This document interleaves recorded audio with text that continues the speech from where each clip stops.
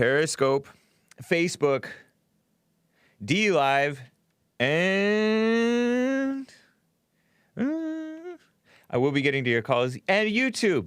What's up, everybody? And hello to everybody listening on TalkStream Live, as well as the listen feed through JLP Live app, which is embedded. The JLP Live player is embedded on the hakereport.com/show. Thank you to Jesse Lee Peterson for your hosting services, allowing me to use the studio, the people.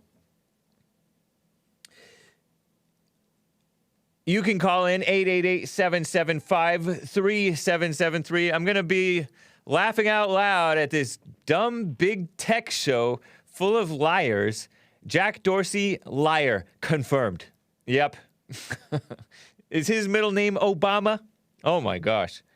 Let me be clear. We approach our work without political bias. Full stop. Okay, Obama. That was Jack Dorsey, the CEO of Twitter, which many of you probably have been kicked off of, which I'm not supposed to end a sentence with a preposition. More terror attacks in France. I touched on it in Hake News. I have a little bit more details. And the Philly riots, still not over. Well, they had a curfew last night, so it was greatly diminished, but I hear that the National Guard gets there on Friday. It seems like too little too late, but who knows? Maybe this will be more ongoing riots. Will that help Trump? I don't know. I have a couple of clips related to it. And some dumb liberal from Philly was arrested. Ridiculous. And there's some mess over the elections. The DA that I told you about, based in Philly, he's grandstanding, acting all tough in front of Trump. You know, I was thinking about how the three major, what they call Abrahamic religions, Christianity, Judaism, and Islam. I was thinking, Islam is too harsh. And then they're harsh evil. And then the Jew people, they're too nice, too soft. Or they're like evil by like shutting you down on social media and stuff. And every other creepy weird thing. And then the Christians are just too nice. Or sometimes the right Christians are just right. Right? So, Judaism too soft on evil. Islam too hard on evil. Christianity just right. But the Christians are acting more like too soft. So, we'll be touching on all that stuff. I have callers already on hold wanting to talk about things.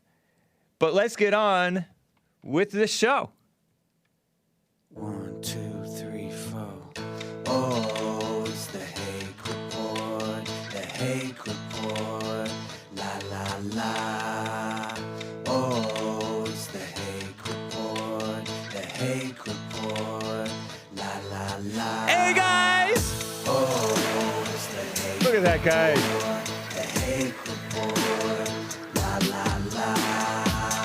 Oh, it's the Hake Report. The Hake Report. La la la. So, isn't it just a mess, a predictable mess? How everything goes wrong in exactly the pretty much predictable ways. And, you know, these people rioting like crazy over nothing. No reason, no good reason at all. And Black Lives Matter pretending that they have something to cry about when they should be checking themselves. And Muslims terror attacking France like crazy. Is Macron going to step up? Seems like he's trying to get better, but I don't know. I'm very far outside, don't see what's going on. But Emmanuel Macron is a ridiculous liberal in general. And by the way, he's the president of France, right? And then there's a prime minister who's raised the terror threat level to like code red or something like that. You know, the highest alert terror attacks. It's Muhammad's birthday, I hear. So weird. But yesterday, I was telling you Congress isn't going to do anything. Or the Senate, right? The Senate Commerce Committee, which includes apparently Ted Cruz and some others interviewed these three heads of Twitter, Facebook, and Google, YouTube, which is owned by this Alphabet company, run by this Indian man named Sundar Pichai, who said any political bias would be contrary to Google's or Alphabet's mission and interests. Yeah, right. What a liar. Didn't Google or YouTube say we can't have another 2016 or somebody there? They're all a bunch of liberals. And they're weak because some of them might want to be more reasonable. And by the way, they get ostracized. Any whistleblowers, any conservatives or centrist people, even center-left people, they're like, you know what, we should be more for free speech and less pushing this leftist thing. They get ostracized in Facebook, right? Didn't it happen in Facebook? It definitely happened in Google with at least one guy, maybe two people. Conservative young man, not even necessarily conservative, honestly. But he said any political bias would be contrary to their mission and interests. It's such a lie. Number one, it does exist. It's obvious in Google. What a communist liar. This guy. Google is evil, as the great Alex Jones once said, shouted at this Sundar Pichai guy over in Congress when he appeared in Congress pre-pandemic, right? The company has said that it's stopping election ads on its platforms. Yeah, that'll help. Stupid. Including YouTube after the polls close. Maybe they need to stop censoring conservatives on YouTube and stop kissing up to the LGBTQIA people who are still complaining that they're getting flagged for not being for children. Oh, and they're getting age restrictions, rightly so, because these LGBTQIA people are just ridiculously sexual to kids too, to children. You saw that infamous footage of Good Morning, is it Good Morning America? GMA, Good Morning America, which is hosted by that, what is his name? Michael Stranahan or something like that? Michael Strahan, the former football player, black guy, and maybe some white woman or something, so-called. And they had 11-year-old Desmond is Amazing, who's a male dressing up like a girl, dressing up like a prostitute, actually. Not just a girl, dressing up like a prostitute. Like a woman prostitute. Sick, and doing a weird dance, all sexual, 11 years old. And you tell me the LGBTQ people aren't pushing that stuff that you guys always talk about. I hate that word. It's crazy. Child abuse. Perverts. Yes. Degenerate. Like a skank. It is gross. And the mother and the father is there too. I don't know if those are blood parents. But the father is looking so weak, pathetic. And then you saw on the Jesse Lee Peterson show that, I guess, a 14-year-old boy wearing all this eyeshadow stuff, dressing up like a total, like a grown, another prostitute, basically. And the mother runs a blog, and the father is like, oh, my son is genderqueer, get over it, or something dumb like that. My son is gender creative. It's gross. And Google promotes that stuff. They let that stuff on their platform. But yet the LGBT people still aren't satisfied. Never satisfied. Man. And it said that it's going to stop autocomplete search suggestions. These are just nominal, marginal issues about the election results to stop the spread of disinformation, misinformation. Facebook, as you know, it suspended Jesse Lee Peterson's radio show page and the Fallen State page and his public official page. And it's been going after conservatives like crazy. cracking down on free speech. After liberals scapegoated the Russian disinformation on Facebook, as if the Trump supporters can't think for themselves. Trump supporters think for themselves. That's why they support Trump. Or they're saner than liberals, and that's why they support Trump. I don't know if there's such a thing as thinking for yourself, I guess. In a sense, there is.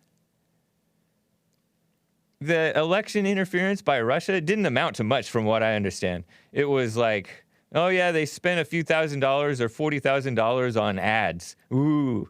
And they like they put out a few memes maybe. But it was all just scapegoating, lying.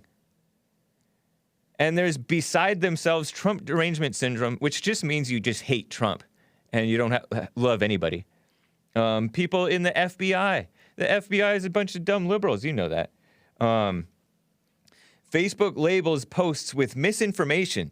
Facebook should be labeling itself with misinformation when they support Black Lives Matter and stuff like that. Pushes voting info at the top of its Facebook and Instagram pages, which is an obvious effort to push more dummies voting, meaning Democrats. You know what I mean? Stopped running new political ads on its platforms for now. And Twitter, you saw how they promote pornography and all that mess.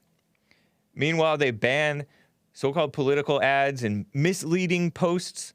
They constantly flag Trump's posts, which are based in common sense and reality and the truth.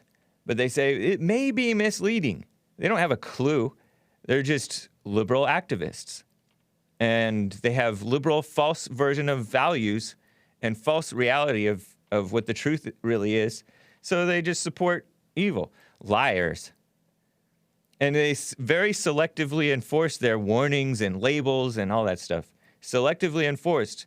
And they openly, brazenly, shamelessly support Black Lives Matter, which is based on nothing but lies and speculation. Oh, this may not be accurate. It's unverified story about Breonna Taylor being shot in her sleep. People are still saying she was shot in her sleep. That's an unverified story, right? And it's proven false because she was found dead in her hallway. What, did her boyfriend shoot her and then drag her out into the hallway and frame the cops? It's dumb. But yet, this Hunter Biden laptop story is unverified, so we need to restrict it. Meanwhile, the Breonna Taylor, they've been rioting in her name and smearing the cops in her name. Dorsey lied and denied that his company favors Democrats, but acknowledged that they could have handled the Hunter Biden situation better. They're far-left liberals who hate the truth, support Black Lives Matter, Me Too movement, lies and speculation. That's all they do. And the Democrats were supporting it and fear-mongering about more against whites, as if they haven't cracked down enough on whites who just plainly just tell the truth.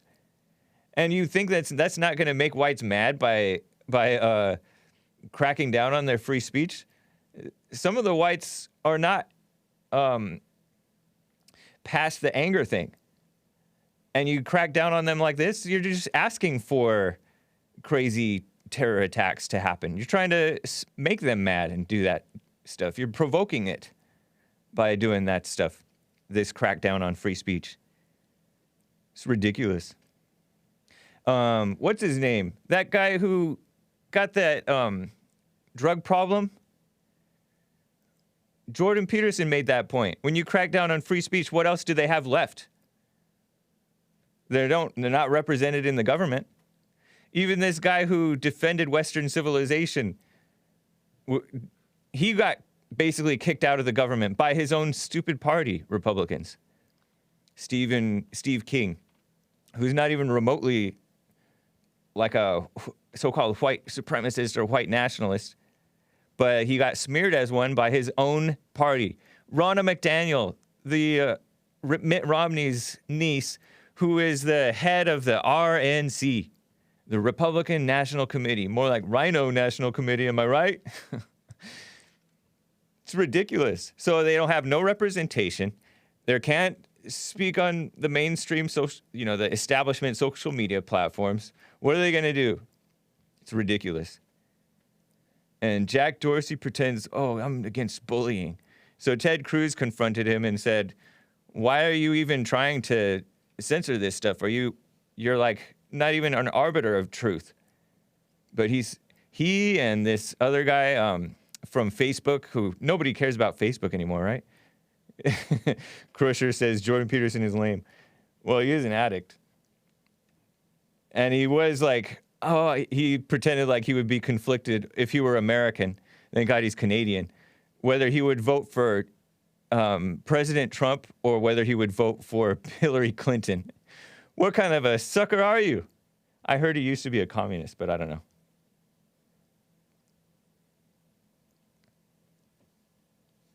But yeah, Zuckerberg. I mean, he still runs. He owns. What is that? Instagram, which a lot of people use, even if they don't use Facebook. And they're constantly just cracking down on the free speech of people, saying, "Oh, this might be misleading," and they promote election information, which is, basically the equivalent of Wikipedia, which is liberal bias.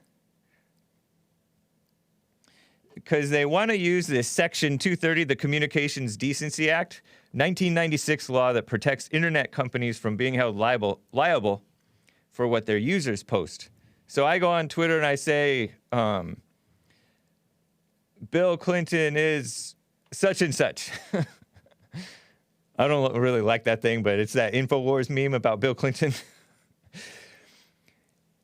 Twitter can't get sued for libel because I said it on Twitter, but Twitter's not responsible for censoring me. But since they started censoring people, and they have a clear bias in favor of BLM and other lies, Democrats, then of course they're going to end up becoming more of a publisher, as Fatty Watt calls them, a publisher rather than a platform. They're not a free speech platform. They're a biased liberal media publisher, lying to people. But the dumb Republicans are like, well, how come you don't treat Holocaust deniers the same way as you treat the laptop story, Hunter Biden laptop story? Well, one is because one is more right present issue, but you don't point out. I mean, you can point out how they're inconsistent, but you don't try to get them to crack down on more. You say, loosen the attack on free speech. End your attack on free speech. Right? It's ridiculous. But the RINOs aren't for what's right, we've found out. The Republican establishment. Which is like almost all of the Republicans. Including, it seems like, Ted Cruz. Although I heard that he kind of got Jack Dorsey a little bit, but it's ridiculous. So I call him a conservative RINO. Ted Cruz. Am I being... No, I don't think so. He is a RINO. All of these people are. And meanwhile, the Democrats are getting away. They should be deplatformed entirely because they're like undermining America. Same thing with all these Facebook, Google, Twitter. But I think that these companies are more powerful than the government in certain ways.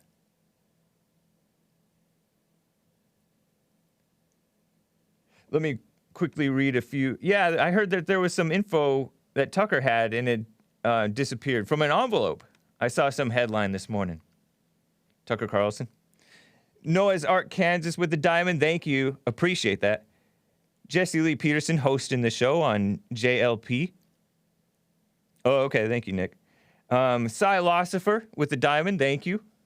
Thank you for the gifted subscriptions, guys. That's cool. Philosopher.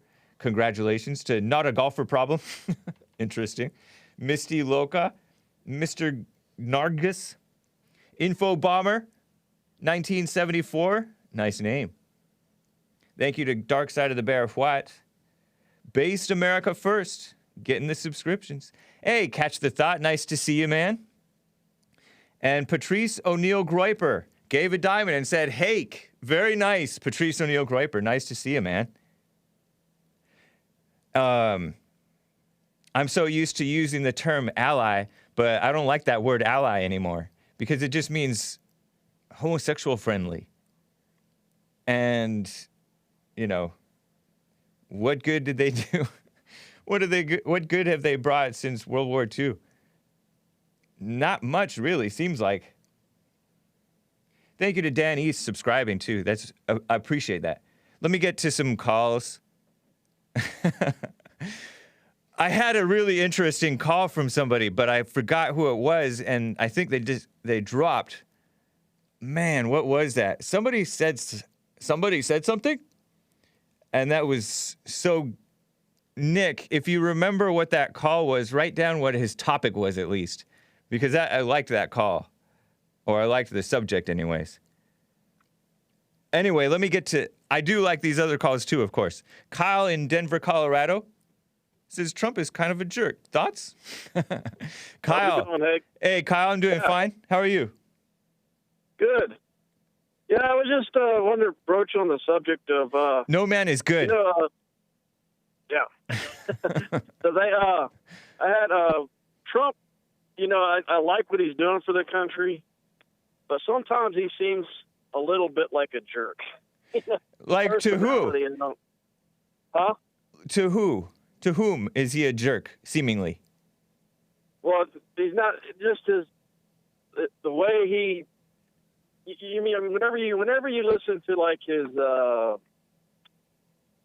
rallies, it's like he's going on and on about how great he is, kind of a self-aggrandizing kind of guy. But he's what the country needs. I like Pence probably better than I like, personality-wise, better than I like Trump. But Trump is what we need for the country. He is what we need for the country. Pence is nice. I think he's a little too nice, even though I liked how he has handled some of the media people. How old are you, and who did you vote for in 2016, if you don't mind my asking?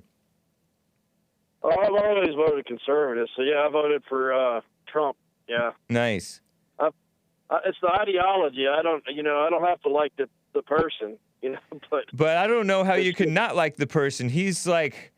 I don't see him as self-aggrandizing at all. I see him as promoting his accomplishments, which is something that you have to do to be able to sell yourself, because nobody else is going to do it for you, especially if you're standing for what's right, which is what Trump has been doing, True that.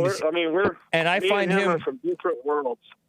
You are. I find Trump to be perfectly appropriate in any given situation. He's quite appropriate in how he handles stuff. In some cases, he's a little too nice, or he might be too eager to let criminals out of jail sometimes.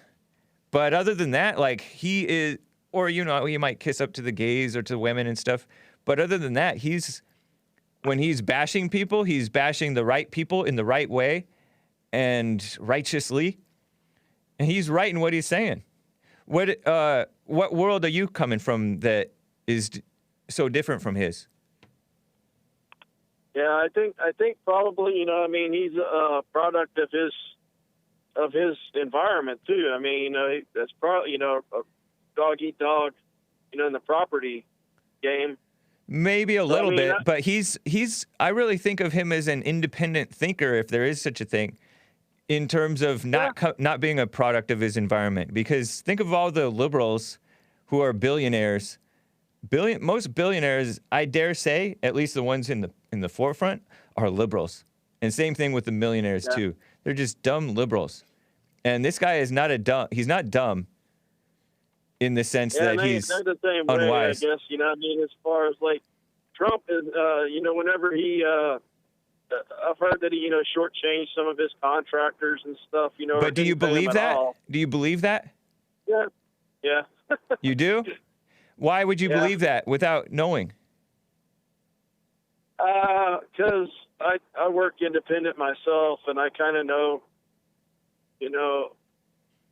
that, guys that, that are like, with his kind of personality, they hold it.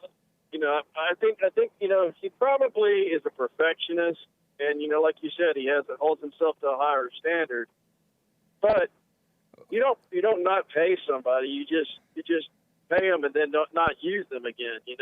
I don't know, man. You sound like You sound like you're making an assumption about him based on your own experience with other guys, and you seem to think that he's self-aggrandizing, which I don't see him that way. So are you a Christian? I am. I think what might be the problem is so many Christians in America have been raised to be too nice, too fair, too meek, or it's a false version of meek, but meek comes off as the right word, and false humble and false modesty. And so I think that's infected a lot of us Christians, and we just don't know how to be tough in the right way and how to be confident and bold in the right way.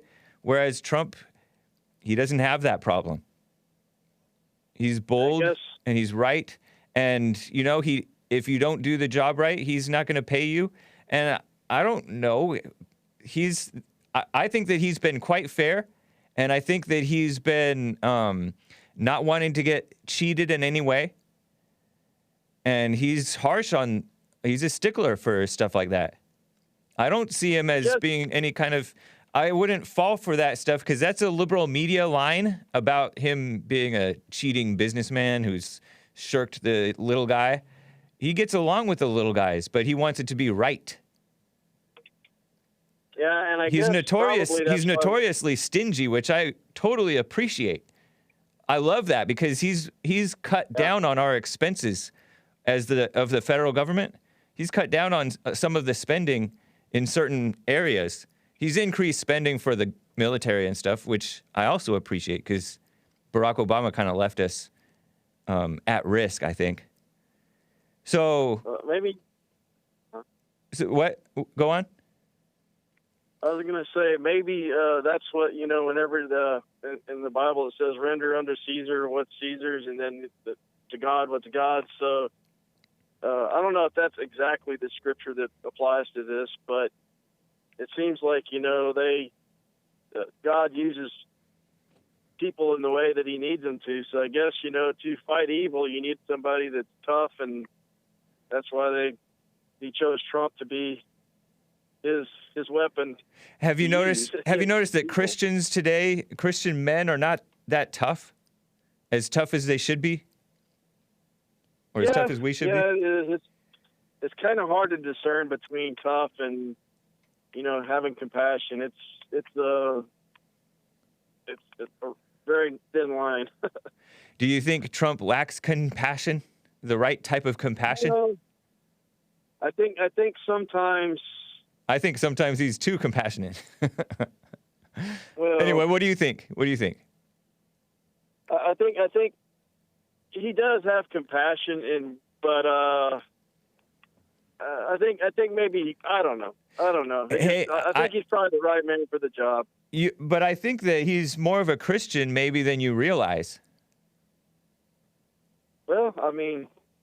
Because there's a major problem. You just acknowledged that there's a major problem, and even you yourself have a confusion on where to be tough and where to be so-called compassionate. Be the right kind of compassionate, I mean. Because you recognize that there's a wrong way to be so-called compassionate. And you recognize that there's, a fake way of being tough. I don't think Trump is fake in his toughness. He's pretty solid. No, he's consistent. I'll give him that. Yeah. He's always who he is, So I mean, that's better than being a fake Biden or yeah. How old are you, if you don't mind my asking? Are you a Gen Xer or a millennial or what? No, I'm in between. I'm a Z, I think. Oh, really? You're young? You're in your early 20s or teens? No, I guess I'm not a Z. I'm an X. Oh, what the heck? If you're in your 30s, you're a Y. You're a millennial. If you're in your 40s, you're in your 50s? Early 50s, 51. Oh, okay, so you're Gen X. Yeah, there is a major problem in this country of Christians being too soft, too nice, and having a false idea of what love really is. You listen to the Jesse Lee Peterson show? Oh, yeah, I've called in before. I'm nice. A long-time listener. Cool, man. Yep. Do you do Jesse's silent prayer? I'll admit I've done it sometimes, but I don't, not enough. You know how the Bible says to pray without ceasing? Yeah. I think that's probably why so many of us don't know when to be right, meaning tough when toughness calls for it, or compassionate when compassion is right, and stuff like that. I think that's why we lack that wisdom. Yeah, I think that's what Trump. Trump. I think Trump kind of has that, or displays it in many instances. Yeah. I was like, I would rather, I think Pence is a really good Christian man, but I don't think, he doesn't discern things the same way I don't think that Trump does, and I'm kind of glad that we have Trump instead of Pence for president. Yeah. Even though I think Pence would still make a good president. But He might. I mean, I think that this is a good test for him, and I loved how he performed in that debate versus phony Kamala and that woman. Yeah. And then I liked how he handled the 60 Minutes. I just heard a snippet of him handling this phony Leslie Stahl of 60 Minutes. You see that the enemy, among the enemies of the people includes the mainstream media, right? It's a leading question. Yeah, they definitely. Yeah, I can see that. And it takes some toughness to handle these people. Yeah, if nothing else, I can say that Trump opened a lot of eyes 60 Minutes. to media and so that, right off the bat, somebody says, well, what did he do? It's like, well, he saved the country from propaganda and false PC culture. Right. I think that he's setting a good example, and more of us need to do the same. And True. I think that we need to return to these, how like the generation older than the boomers, some of them were kind of jerks. Yeah. I would think we need to get back to that. Maybe not that exactly, but that is missing from Gen X, Gen Y, Gen Z. Well, Gen Z, some of them are kind of tough. But we need a return to like men of authority, exerting their authority without fear or shame. I think men then also, they led by their actions. Well, something was wrong with them too, because that's why I don't want to go back to them. Something might have been wrong with many of them too, because look at where we are now, with the hippies and the gays and the everybody else. So, but we do need to return to what's right. Yeah, maybe guiding people through your actions instead of condemning them for what they're doing. Both. Wrong. I think we need both. One thing I love about President Trump, he states the obvious, because the obvious sometimes really needs to be pointed out so that people recognize it. You know what I mean? Yeah, yeah. Yeah. Well, hey, I just wanted to see what you thought about that. Yeah, I appreciate the call. Thanks for taking my call. Yeah, thank you for calling. Take care, Kyle. We'll talk again. All righty. All right, bye. Let me quickly get to Zack in Oregon. He thinks, or he wants to, thoughts on the notion that laws mean nothing. Interesting. Zack in Oregon, what's up? Heyo. How are you doing? Fine. How are you? I'm doing well. Nice. I had to remember the answer right, because it's like a trick question with you guys. Do you do Jesse's silent prayer? Oh, yeah. Every single time I go into my Zen Den, that's what I call Zen my Den? Garage. It's essentially my place to watch Netflix in peace. But it's... You living with somebody? Fancy. I'm just living... No, I'm living in my, house with my brothers and my uncle. We have a house together. Oh, okay. Huh. And we have a garage attached, but I called it the Zen Den, and I thought that was a fun name for it. I don't know. It sounds kind of hippie-ish to me, but it's cute. Sound hippie-ish? Yeah, it totally. I wanted it to rhyme. All right. Mostly to I mean, rhyme. you are from Oregon. I'll cut you some slack. And you were raised by your grandmother. Was she into that stuff at all? Actually, no, she was not. Oh, She good. did that stuff. I mean, she was a cop, so. Nice. I was just trying to think of a fun, unique name, so that was mostly it. My mom thought of a stupid name. I probably shouldn't say it on your show since it's G-rated. So That's funny. Are your parents mine's still more G. alive? Yeah, my mom and stepdad. Like I told you, I've been trying to call Jesse. Been getting a busy noise every single time, but I've been trying to call him. Like I forgave my mother, but I've never met my real father before. So. Do you know how to find him? Absolutely not. I was actually hoping to find with Jesse. I don't know. Apparently, according to my mom, he was in the LA area. Wow. You're aware? Are you aware that Jesse offers one-on-one counseling over the phone or over Skype or in person, whatever you prefer? I've heard that, but I'm not actually sure how to do that. Well, you can call in to the bond office, 800-411-BOND, 1-800-411-2663, or the local number is 323-782-1980. You have to do that. I used to be able to just instantly get a hold of you guys. I've been able to get a hold of you pretty easily, which is, I guess, my next luck. Well, you can call the bond office, which is the office opens pretty much when I'm coming on the Hake Report, 9 a.m. our time, right? Your West Coast time. 9 a.m. till 9 a.m. till 4 p.m. Monday through Friday, and just call in. You can schedule an appointment or find out, about it.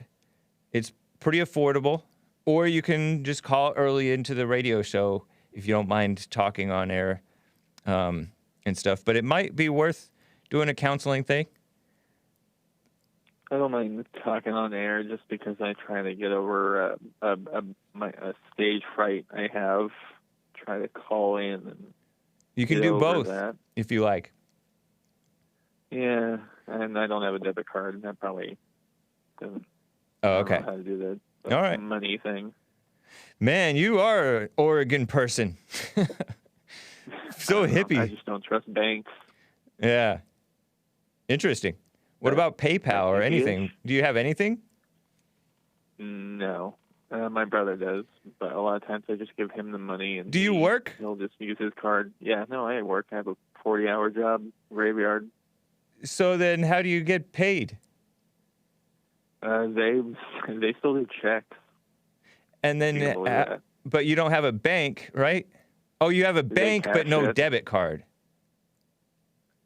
I actually do have a bank, but no debit card. Oh. I don't want a debit card. You're such a boomer. How old are you? Yeah, I'm 31. Okay. I'm young. People have guessed that I'm 23 before. I tell them I have fairy in me. It's just my Irish joke. Oh. Sorry. No worries. I don't know. I guess my original question was essentially I'm watching the news. I'm checking out you. I'm checking out Jesse. I'm checking out Ben Shapiro. I'm checking out tons of conservative, as many as I can watch. I cannot stand watching. I used to be able to be like, oh yeah, I could watch CNN. I can barely watch CNN. It's just actors. It's just they're just putting on a play. It's just hard to watch. It's just give me alcohol. I might be able to watch them. Uh-huh. But it's just I see the corruption with Joe Biden, and it's just it's obvious, to the audience. It's obvious to Bill Barr, the dictators, I guess the RINOs, because Ted Cruz, and yeah. Don't you guys consider Dan Crenshaw a RINO, or do you not? I do. I consider Dan Crenshaw a mega ultra super RINO. I like what he says sometimes, but there's sometimes sure. where I'm just come on, man, you can go way farther than that. Right. I guess that's the RINO in him, where I'm just yep. But it's just yeah, no. He's John McCain Jr. Yeah. And he'll lean on that eye patch for the rest of his career, 40-year career. Nah, who knows what's going to happen, right? But yeah, I just do not trust that guy at all. What I mean with like Ted Cruz, I kind of agreed with his. Everyone should have term limits, including senators. Yeah. Yes, so they can't be in there forever like Nancy Pelosi and whatnot. It's a good point. Essentially, like I see all this corruption with the Democrats, with Nancy Pelosi, with Joe Biden and stuff, and it's just like we have laws that should be able to take them in, but they're just still sitting all proudly and happy where the heck they are. So it's just I'm just not understanding. Just like, how is our laws? Because that's why America was made, to stop this type of corruption from happening. Interesting question. And stuff.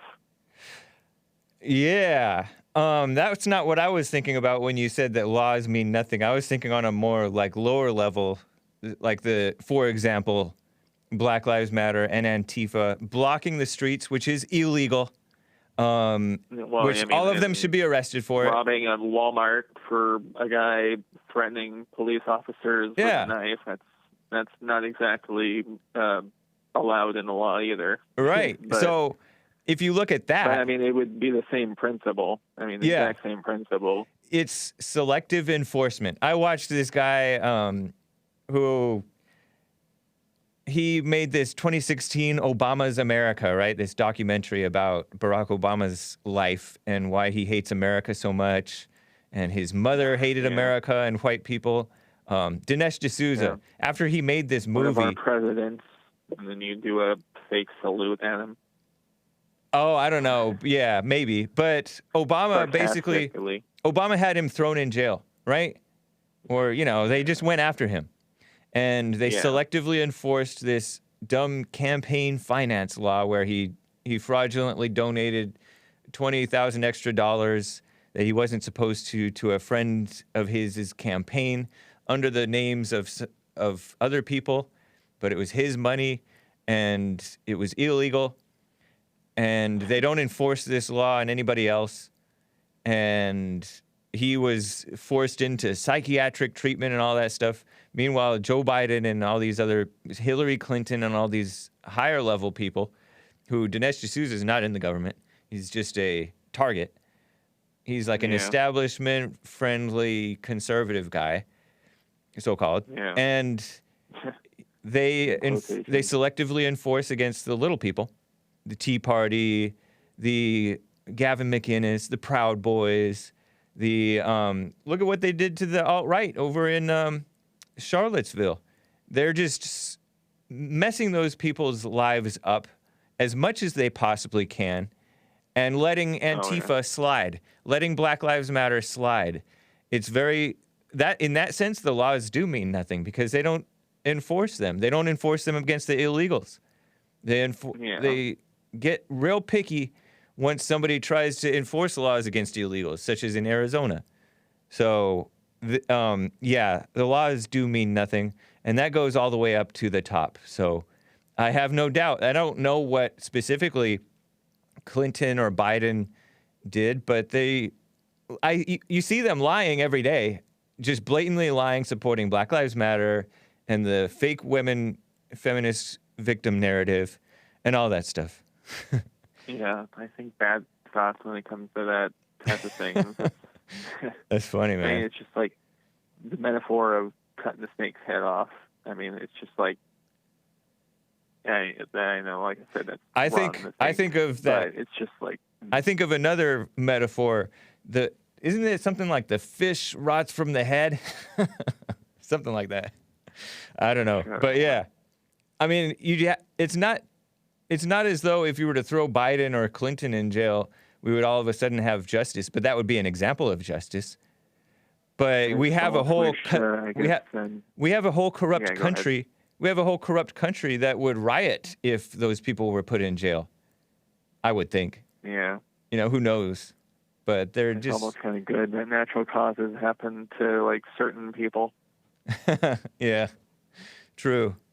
Interesting, Zach. Appreciate it, man.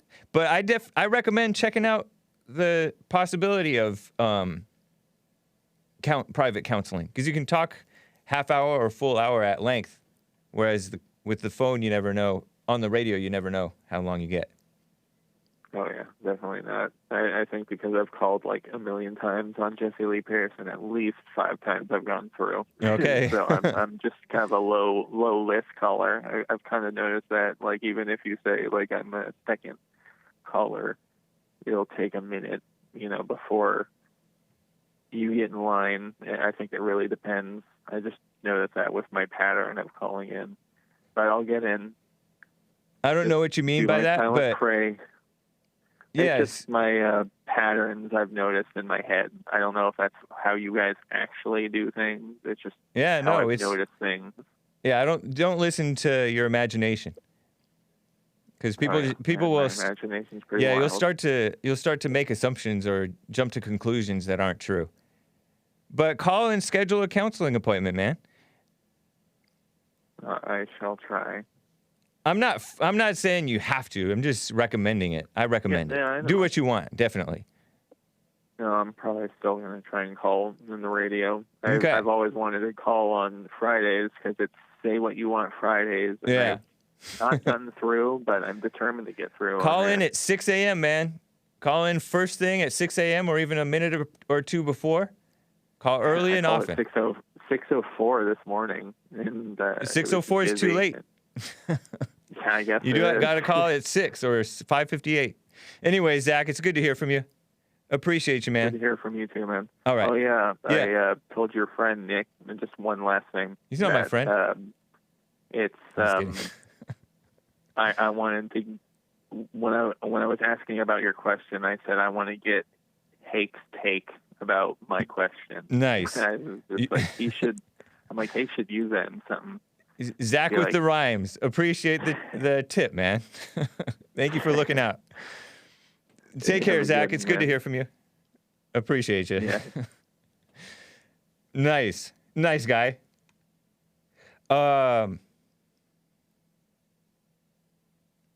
Thomas from Montreal, Canada has an interesting sort of a philosophical question for you. Unimaginative Groiper says, "Dang, Hake, shots fired." Some of you guys caught that I said, "Nick's not my friend." Because he's all, "I told your friend Nick." Don't worry, I heard you, says Nick. All right. Whites and Colombians can't be friends. Because they killed our people with the drugs. Anyway, Thomas in Montreal, Canada. Thomas, thank you for calling. What's up? How are you? How are you, Hake? Fine, man. How are you? Good. You believe in God, right? No man is good. You believe in God, right? Yeah. Yeah, me too. But like, honestly, with everything that's going on, I'm a believer. But sometimes, I listen to my imagination and I get these questions like, and I'll ask you the question to you as well, is if God, I know it's mainstream and a lot of people ask this question, but I just want to know what you think. So the question is, if God is in control of all things, and like he's in control of the scenario that's going on right now as we speak, with all this mess going on, why would he even be considered good? Why is he not just amoral? Amoral? Yeah. I think because we don't know what morals are. Oh, yeah? And I don't even know if he said that he's in control of those things specifically. I don't think that he's trying to meddle in that stuff necessarily. I don't know, mate. I just don't understand all of that stuff. It's one of those intellectual stuff where we try to figure out God and reality when we don't even know, we can't even control ourselves. You know what I mean? Yeah. It's one of those dumb intellectual people, like the philosophers. They try to judge God, like Sam Harris and all those dummies. They're dumb liberals, and then they act like, oh, God can't be anything but evil if he exists, so they become atheists. I'm not atheist. No, I know, but I'm just talking about this is the type of stuff that they try to push. But sometimes, like, I turn like when hard times hit, for example, I become like amoral. I'm like relativist. It's weird, but I can't even control it myself. It's not like if it was my like ego saying, "Oh, God is not good" or whatever. But I'm just like amoral. So I wonder like if he's in control of my life and everyone's life because he created everything. Why would he be even considered good or bad? You know? Yeah, I don't know. I think he defines what's good. Yeah, that makes sense. Yeah. Because it's like you're trying to question something that like made you. Yeah, no. And like you can't even make yourself. Yeah. So it's like these we arrogant people pretend to know what morality is. It's like these people acting like, racism is evil, but the same people support abortion, killing babies. You know? Yeah. It's so like divorced from your present day, here and now reality that people go out of their minds when they think about that stuff, I think. Yeah. Not that it's not mildly interesting, but it's just... No, it's just like a random question I've been asking myself because, man... How old are you? The world is... I'm 20. Oh, okay. Yeah, that makes sense.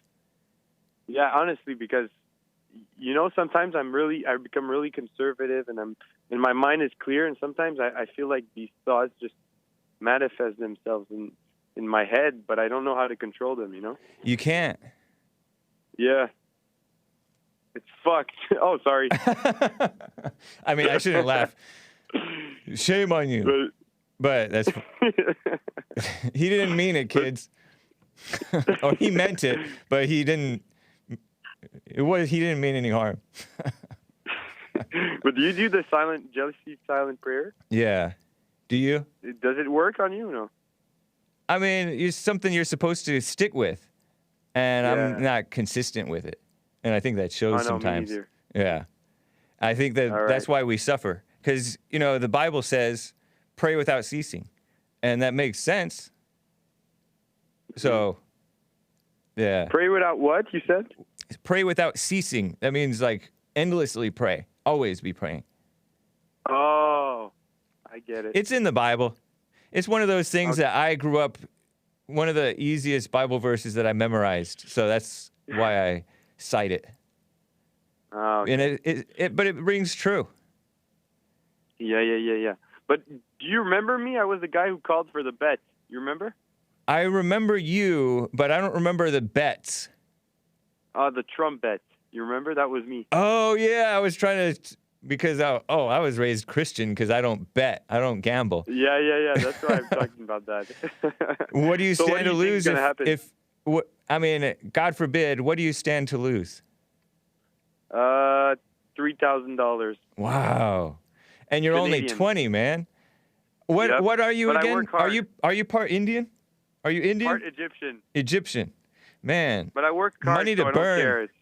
You work hard? Yeah, exactly. I mean, I respect a working man, but I don't advise betting anymore.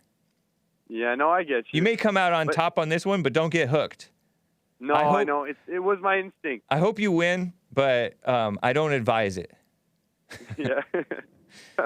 Do Egyptians have a gambling problem, or just you? No, it's me. I'm a crazy gambler. No, I'm just kidding. It was just my instinct. Just like when I did some stocks before Corona. Dang. How does a 20-year-old know stocks?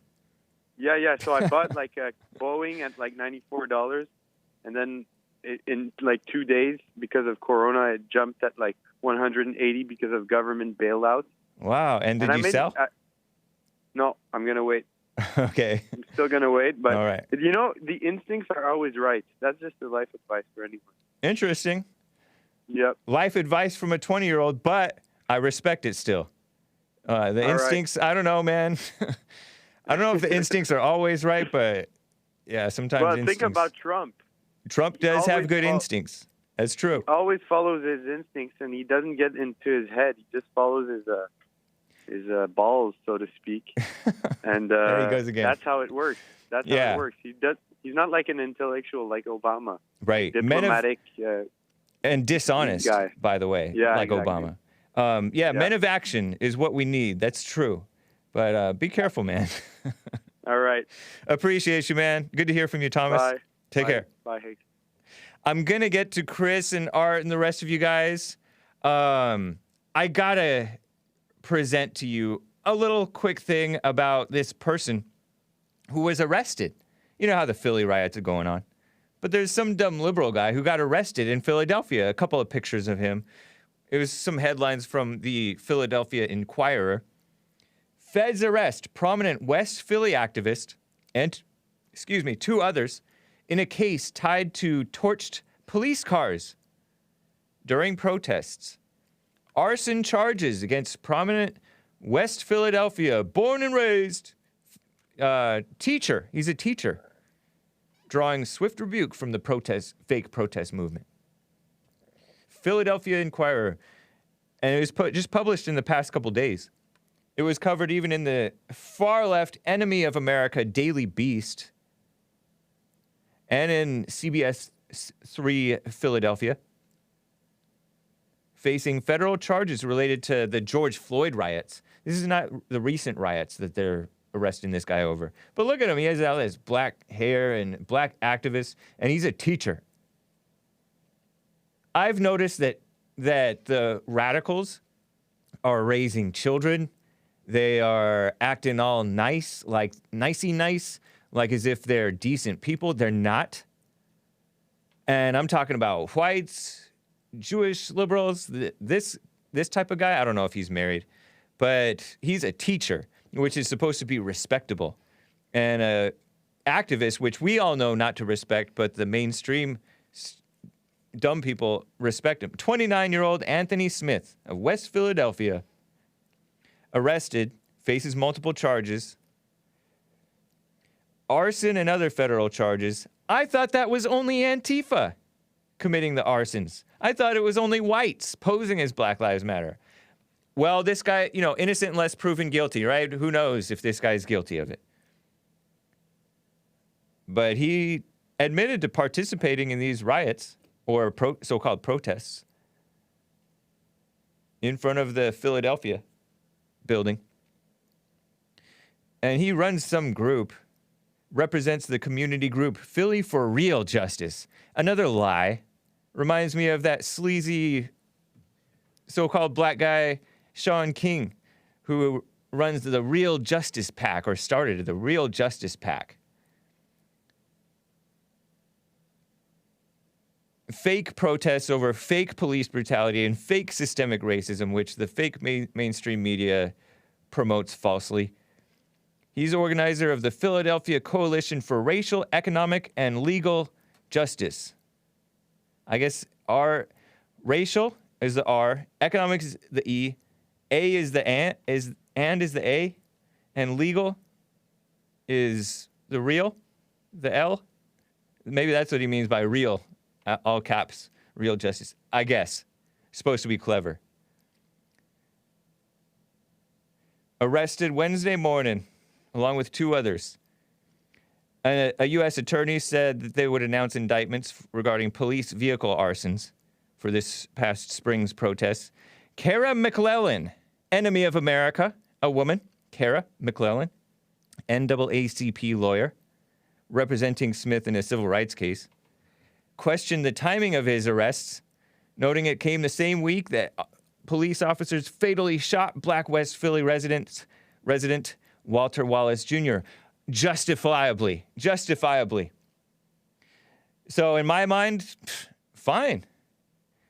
Put the focus back on BLM, because they're the ones committing the crimes and defending criminals, pretending that criminals are valid people.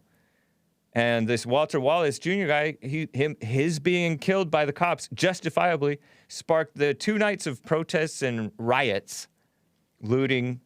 They call it civil unrest. It's such a meaningless, vanilla term for riots, looting, attack on whites, shootings of each other, stealing from each other, each other's stolen goods.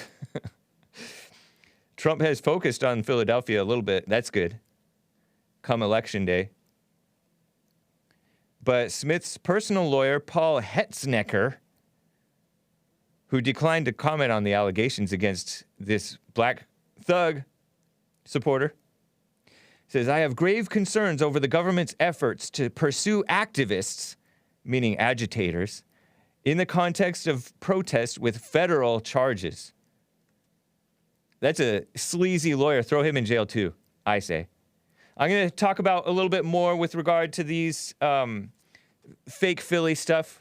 I have a couple of clips of, a little update on what's going on there. I heard that D.C. is getting torn apart a little bit. And I will be getting to your calls, Chris and Art and the rest of you guys. But first, a quick break, couple of minutes here. This is the top of the second hour coming into it. So I'll be right back. Hang tight, guys, for hour 2.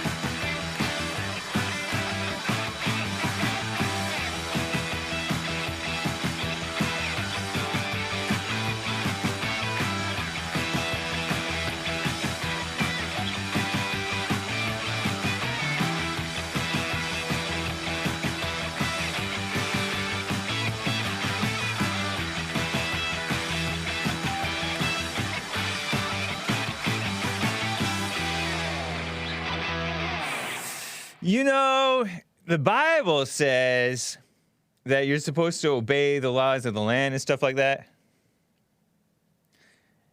And watch out if you break the laws, because the lawman doesn't bear the sword in vain.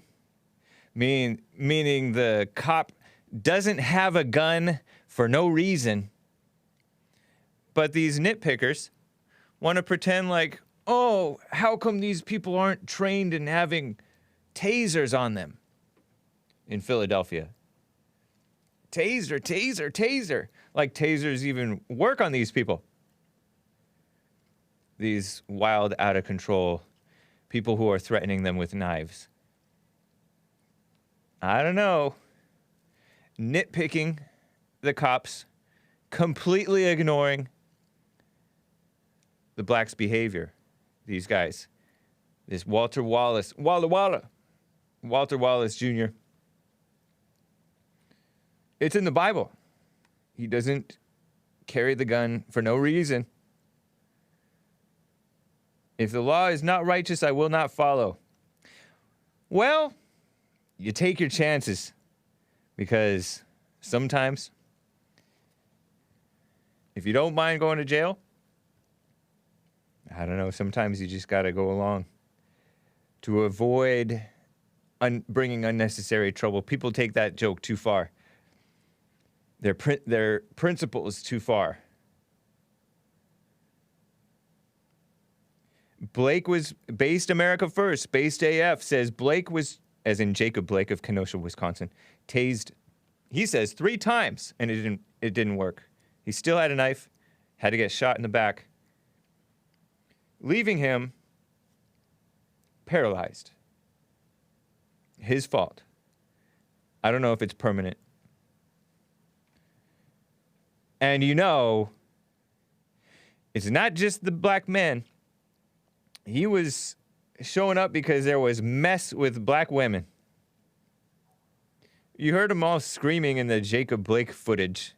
If you go back and listen to that footage, or if you remember it, Jacob Blake incident, those black women were screaming like crazy.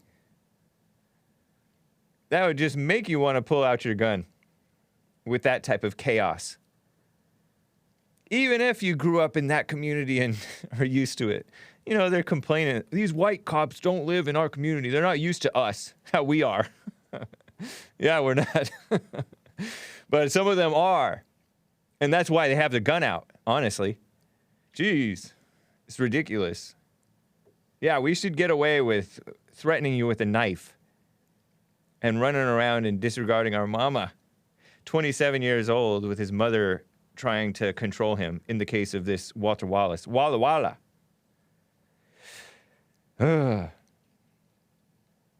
You know, is it true 11 kids from 5 mothers? I haven't looked into that further, but that's what I heard by a GoFundMe. Walter Wallace. A husband. Oh, so BLM was, according to Twitter, well, this reporter, liberal reporter, Ian Miles Cheong, still gray on Twitter, Black Lives Matter are messing up the police in D.C., and the police are not doing anything about it, he says. Bicycle cops.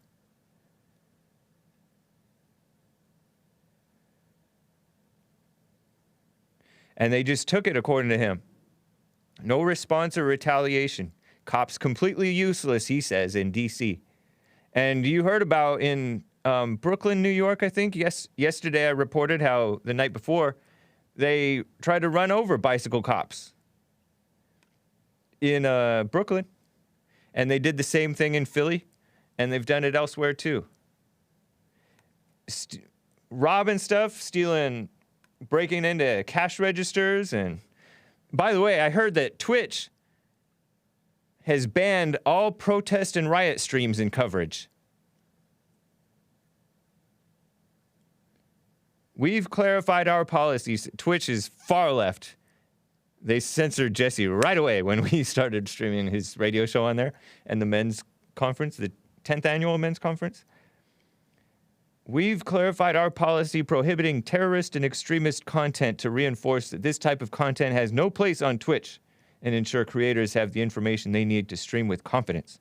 You can find the updated language under Violence and Threats section of the community guidelines. In other words, journalism not allowed. Of course, there are activist journalists such as Unicorn Riot who support Antifa, and they are Antifa, enemies of America, who are in cahoots with these people. Just sick, just disgusting stuff going on. Walgreens looted in D.C. But it's kind of like what, who was it, Zack said from Oregon? The laws don't matter. The laws are not enforced. They're meaningless. Here's a quick update on the Philadelphia situation as of last night. You know how the riots were out of control, as bad as what was going on in Minneapolis last night. I mean, 2 nights ago and the night before that. Well, last night, here's what a little bit of what it was like. Looting was still happening, I hear. Here's a clip from CBS Philadelphia. Clip 13, actually. Citywide curfew was in effect following 2 nights of so-called protests and looting. And more than that, attacks on whites, including Elijah Schaffer, in Philadelphia Here's a minute and a half or so. Listen to this.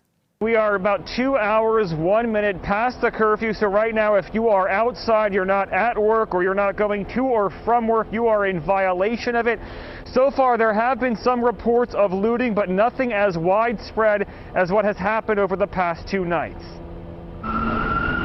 As evening arrived and the sun set, business owners putting the final touches on their makeshift barriers. Just Boarding up shops. We got hit last night. Hoping a third night of looting and violent demonstrations does not materialize. I mean, it really sucks because, you know, this is our only location. We're not a big corporation where we lose a store. It's fine. The next day, we'll still make money. So for small businesses, it really sucks. City officials, though, hoping a newly enforced rule in the form of a 9 p.m. citywide curfew means less looting, more peace Wednesday night. A curfew allows us to control the environment, especially in areas where we've seen civil unrest. Police Commissioner Danielle Outlaw says the goal is not to penalize those who are peacefully protesting, but rather the curfew allows police to identify so-called agitators who are mixing in with the crowds. They know, the agitators know, that we have to be very methodical about how we identify who the agitators are and then make direct contact with them. And also at the same time ensure that we're not indiscriminately impacting those who have nothing to do with those who are causing the agitation. Protest, I mean, yeah, right. That's our God-given right, but I mean this doesn't help, especially with everything going on in 2020. Yep. Crazy, huh? And the police commissioner over there in Philadelphia, and I think she came from, wasn't she fired from some place, like in Oregon or somewhere? Danielle Outlaw, a black female, who's pretending that they're not all agitators. There's no such thing as peaceful protesters when there's riots going on. There's no such thing.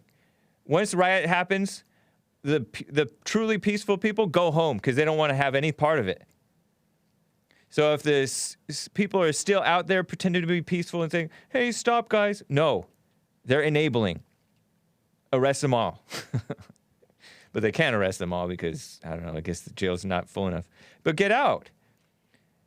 When Tea Partiers and Proud Boys, they enforce upon each other, control yourselves. They don't even have to, honestly. But generally, they're like self-contained, control themselves. People who go out to these things, conservatives, or if they see that stuff is a little out of control, most of them are smart enough to stay in. Some of them might try to live stream and ask questions and stuff and get in trouble. You saw Nick. Nick was doing that over at the Santa Monica riots and looting and burning of stuff. He wasn't involved in it, but he was asking people stuff. He had to watch his back. But people, the cops don't have time to discern. This is stupid liberal pretend stuff. This is how they get the numbers. 93% of the riots, or 97% of the riots were peaceful. I say riots, they call them protests. Were peaceful. No, they weren't. Riots all over the country. And when I told you about these weird names, like some weird name up in a suburb of Chicago, where I think somebody was killed or something more recently. But that place had been rioted and torn apart just months earlier. It's crazy.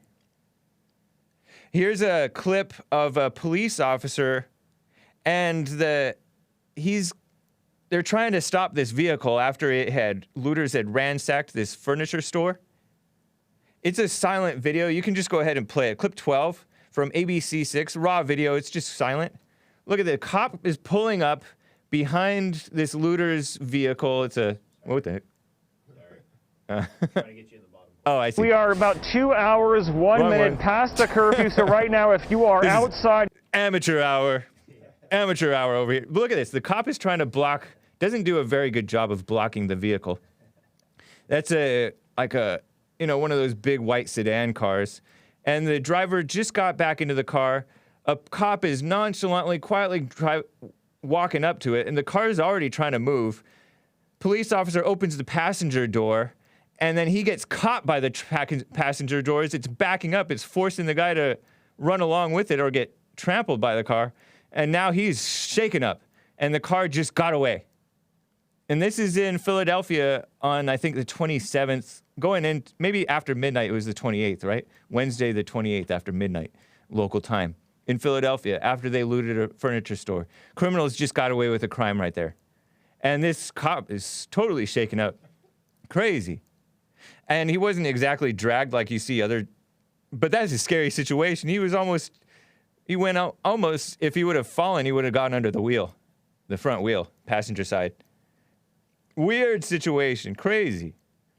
Last night, even though they didn't have real major riots, there was a little bit of looting, according to reports, according to the mainstream media guy. One was shot to death and one fatally stabbed during overnight violence in Philly. And they found a van load of explosives and suspicious equipment in Logan Circle, which is, I guess, in Philadelphia, presumably, right? According to ABC6. And Fox 29 with the death and the fatal stabbing. Just a bunch of crazy. So much for the city of brotherly love, right? Mess. And then there's the social... I will get to your calls. Hang tight, guys. Lines are full. Mess over the elections with this Philly guy. I told you guys yesterday about this Soros. And I said, oh no, Jonathan Greenblatt of the ADL is going to call me anti-Semitic because I brought up George Soros, who I guess is Jewish. I think he's more of an atheist, communist, but I guess there's a whole lot of those, right? According to Drudge and Daily Mail, Philadelphia's social justice DA, who was, endorsed and highly financed by George Soros and kissing up to the Black Lives Matter agitators, who let some guy get away with murder or at least manslaughter of a white guy, some black college student that I told you about. This guy, his name is Larry Krasner. Larry Krasner is the DA of Philadelphia, right? He's in charge of prosecuting crimes, or not. So he warns lawless, power-hungry despot, which is dictator, right? Trump, if he sends goon squads, excuse me, you mean like the Black Lives Matter agitators who tore apart your city and you're not going to prosecute any of them, most likely? And he brings up the Proud Boys. If you send goon squads or Proud Boys, Trump, to the city to watch the polls, right? Poll watchers, which is a legal, completely legal, peaceful thing to do. Election Integrity Project was is, I think, a organization, a nonprofit that just tries to keep the elections they like to people to be poll watching, watch the polls, make sure no shenanigans are pulled, or just be standing there. So hopefully they'll be a little less bold in pulling their shenanigans out in the open, right? Cheating at the polling places, perfectly fine thing to do, right? Trump wants people to watch the polls. It's perfectly fine. It's your constitutional right? Human right. God-given right, as that Asian laundromat owner said in the clip. Well, he said that protesting is a God-given right. No, not like that. And he says, I've got something for you. What? This dumb, fake social justice DA is threatening the president and conjuring the Proud Boys as if they're some crazy boogeyman to watch out for. This comes after Trump had a legal bid to have staff monitor vote counting offices to make sure that it's no shenanigans. By shenanigans, I mean like cheating and stuff like that. Krasner also lashed out at Trump's comments after a night of violent looting in his city. This DA, Krasner, Larry Krasner. He accused the president of pouring gasoline on racial tensions. No, that was your mayor. You know that fake mayor, Jim Kenney or something like that?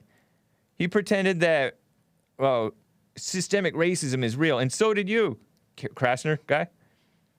So, talking tough with a decent man and cowering before the blacks and the women and George Soros and all that stuff. What a coward.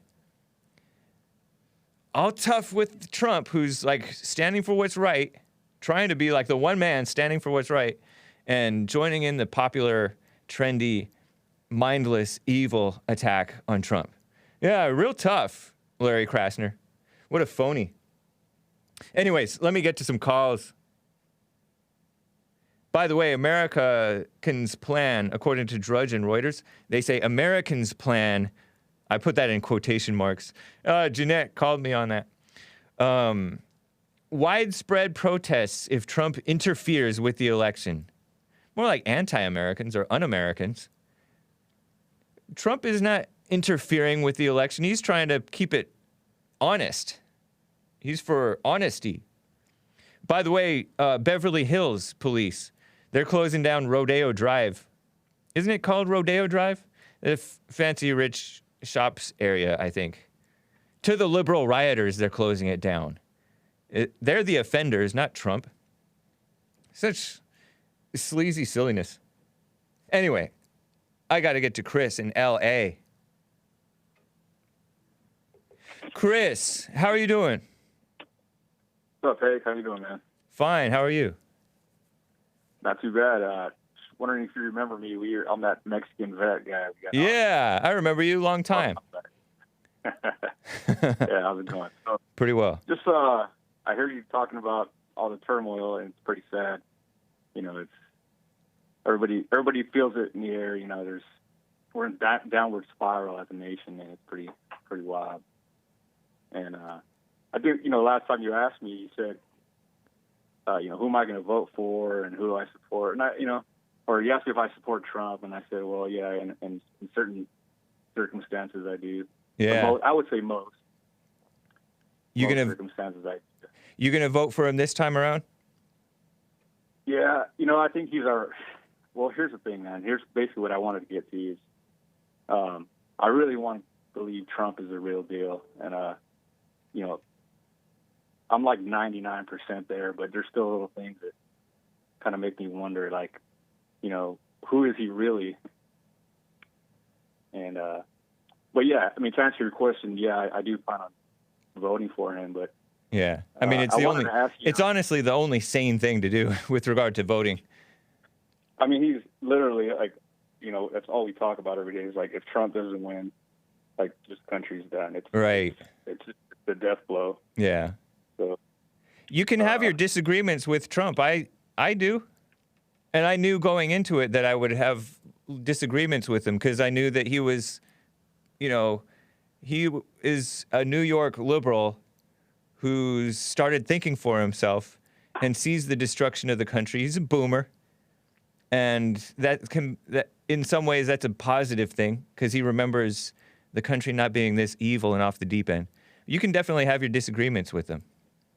But why do you need to be 100%? Like, you need to support him, but nothing's ever 100%, right? I mean, yeah, exactly. All men are fallible, and there's the only sure thing is God, right? Jesus. So, yeah, and then people don't even know Jesus. Like so many of us who invoke him, like we don't even really live like that. That's true. Yeah, we're a bunch of hypocrites. That's for sure. What was your 0.1% qualm on him? Well, so I've always, just growing up, I always looked at Trump as like a character, like an actor, right? And he's a celebrity, and I just, that's really trivial stuff, but it's not far-fetched to think that, he's just another puppet with, some behind a greater cause, behind a greater purpose, Huh. Like we've talked about in the past about deep state, and there's people behind the curtain, behind the scenes that are influencing things that we don't ever hear or see about. They control the media, they control everything pretty much. I'm sure, but it's not like a mysterious thing, and I don't think that it's good to speculate if you don't know. You know what I mean? Like, is he? It's obvious that he has a lot of pressure on him from, in many cases, evil sources, and he sometimes goes with that, and sometimes he doesn't. But I mean, it's not really. I don't see how there's enough evidence to even entertain that, really, other than just keeping an eye on him for the right thing. But the deep state is basically, part of it is like the FBI and all these unelected bureaucrats who are a bunch of dumb liberals, you know, like they're like our age, you know, and they're so self-important. They're in the DC bubble of believing in these masks and believing in Russia, scaremongering and all that stuff. So that's part of the deep state. And then the other part of it is, you know, there's all kinds of undue influences from all sorts of places, including like the corporations right here in America. Like, I'm more concerned about the evil influence of America, you know, of the people in America and the corporations and the corruption in America than like Russia or China or other places like that. You know, the people are pretending, you know.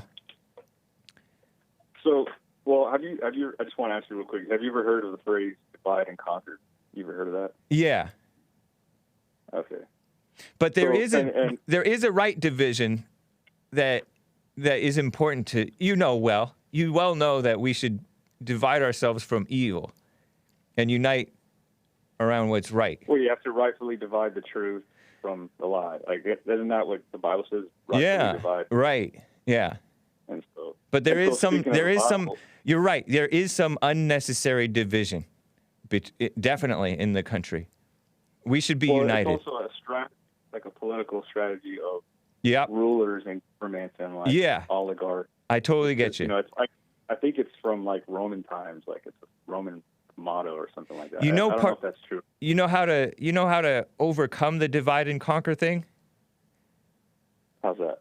Or in your way, in my way, in the small ways, in the individual ways, is to treat each other with patience, even though we disagree, and not write each other off necessarily entirely, or just be patient.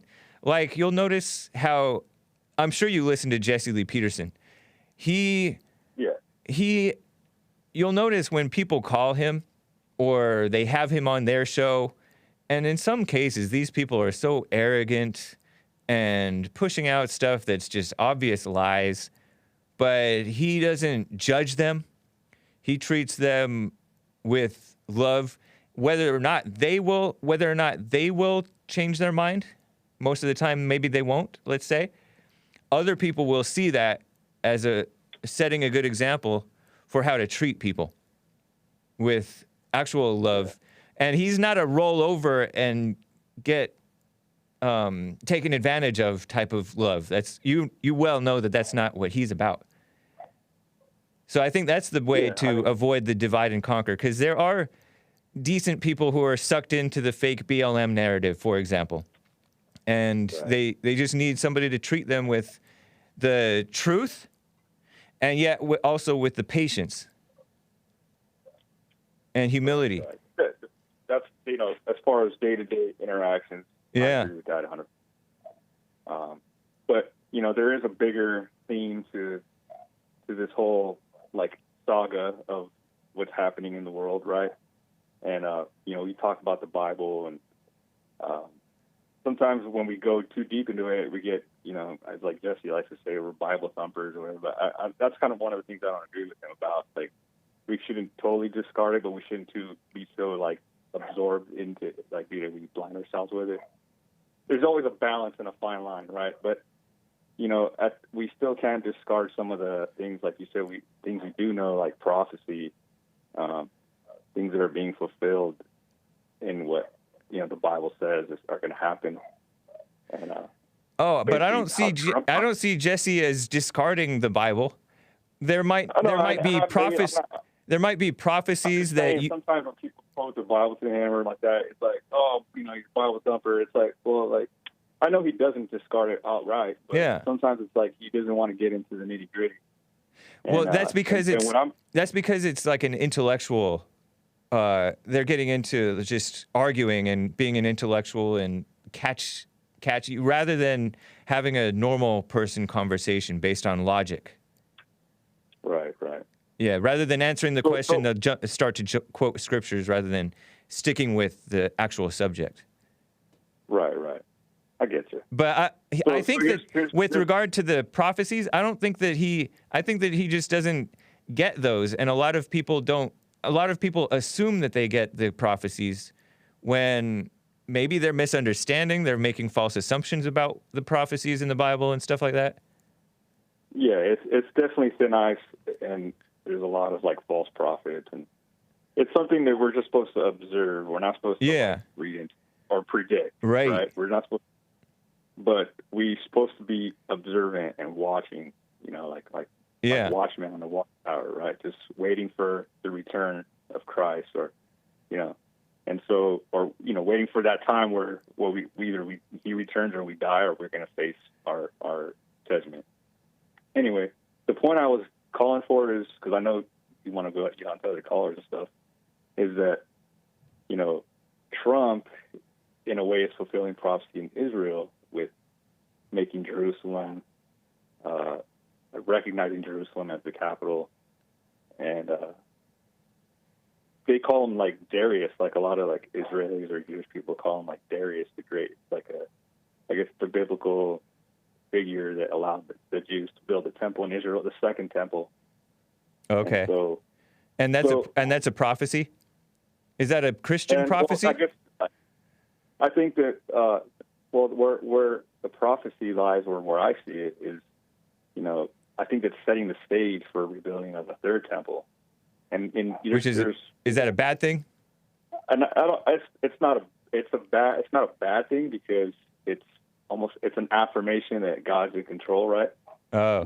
Just like that it would happen, and we got to continue to trust in Him. But what's bad about it is that's like the prelude to what God calls, or what the Bible calls, a tribulation, and like where mass suffering and death are going to occur, and that's, and I don't know what Trump side, like only God can judge Trump. Like I want to believe in my heart that Trump is like our last, like the last man standing that's going to go down fighting for us, but it's inevitable, right? But I don't know if he's on that side of good or bad. But I think what we need to, like, what I don't really hear from your show is like some of those things, like some of those more deeper, like global connections that are happening. Because I don't know that stuff. I'm not familiar with the third temple. I'd never heard that term before. I have heard stuff like, the Antichrist is coming and one world government and stuff like that. But I don't know. I think that I don't know. I'm definitely not the person to ask to cover it, because I don't know about it. I've read the whole Bible all the way through. In some cases, multiple times in certain areas that I thought was, applied to my life. The Revelation stuff, I don't get, and some of the stuff that's in the Old Testament, in those prophets, I don't get what it means necessarily. Not that I want to discard it, but I just don't get it. Right. Well, even some of the things like. But it's not. It sounds like you should just stick with what you know and don't worry about what you don't know. Because the future is going to happen, whatever the future holds, it's going to happen. You stay with. We definitely got to go down with the fight. I mean, like we prayer. Still have to. What's that? Stay with prayer, rather than worry. Yeah, I think it worries me in the sense that like nobody sees it. Like very few people see what's going on, and none of us all see completely, right? We don't. I don't have, like, I'm not omnipotent, right? Obviously. Are you coming to the town hall, election town hall? I don't know if I'll be able to make it, but. Well, I mean, it's you better. It's an RSVP thing. Some people are going to try to show up at the door, but we got to limit it, So if you want to take the chance, you're in LA. It's not like you're that far away. We're in LA too. I don't know what part you are in, but anyway, but you just admitted that you worry, And we're not supposed to do that. That's in the Bible quite clearly. Yeah, you're right. I mean, you got me there. I know I shouldn't, but sometimes I trust in God, but sometimes I just worry for the people around me. My family, my loved ones. Look at Jesus and John the Baptist. Look at Jesse. Look at the people who are strong Christian men. They're not worried about who accepts the truth and who doesn't. Does that make sense? Yeah. Totally. It's a little different for like, I'm Mexican, man. So you're into the family thing, right? I'm labeled. Yeah, exactly. So, yeah. I'm an American, but I'm still Mexican descent or whatever. So I still right. got that whole, my family's. Have you been to church with Jesse? No, I haven't. I mean, I'm always online on YouTube. Oh, nice. Like every day, nonstop. Right on, man. So Sabbath moments, everything. I'm always, because everything else on TV or whatever is garbage. You're working? Poison. Not today. But you work in general. Yeah. Yeah. Okay. So cool, man. I have a desk job, so I put my headphones on. Okay. Just get to work. Yeah. So I just listen, and but yeah. So I'll try to make it out there one day. But it was just something that was on my mind. I wanted to bring up. Well, this is a rhetorical question. Does the deep state want Trump in office or not? Well, I think they do. I think they do. Oh, really? Obviously, yeah, that's why he's there. I think that's why he's there. Oh. He might. There's always. I think that the deep state is. I think you give too much credit to the deep state, because I think that there's a little bit of power that they don't have. You know what I mean? Yeah, but I think there's bigger. The deep state's a broad label. Like, yeah. True. Which you define it as, like, I see it as, corporate interests, or even like the corporates hate Trump. Like well, I mean, they're mixed feelings on it. Yeah. Anyway, Chris, we'll talk again. Take care, man. Yeah, for sure. All right, man. Have a good one. You too. Let me get to Art in Ohio. He wants to talk about the reason that God lets evil happen. What's with all these religious stuff? What's up, Art? How are you doing? Hey, what's up with you? How you doing, Hake? And fine. Audience and the four specialists, Jesse. God bless you. First, shout out to those police officers or the law enforcement who found those kids in that sex trafficking ring or whatnot. They did a good job. Oh, I didn't hear about that. Them, man. When was this? Yeah, Where? I heard of in Ohio somewhere or whatnot. I think it was like somewhere between 52 or whatnot. I caught a piece of that, and I want to tell them they did that's a great job or whatnot. And, right. If ain't nobody else talking about it, don't know nothing about it, I definitely heard about it, and I want to tell them they did a good job. Cool. Second of all, everything is already written or whatnot. It's just when God washes his hands or lets the devil come in to take you and remove you or whatnot, that's when he lets stuff happen or whatnot. Everything is already written. It's just sometimes the devil is able to, since the earth is his territory or whatnot, where he's able to run free in the flesh and the spirit or whatnot, because God cast him out of the heaven or whatnot, he's able to try to interfere and throw everything this was written off. But that's when God sends his archangel, Angel Michael down here to deflect and keep the bad from happening. But sometimes he don't. He'll let bad happen to you. Interesting. You want to know how I know that? How? Okay, well, I'm 34 right now. Back when I was 20, I was in the street life. And one time I was going to take a trip to go handle some business or whatnot and almost got shot.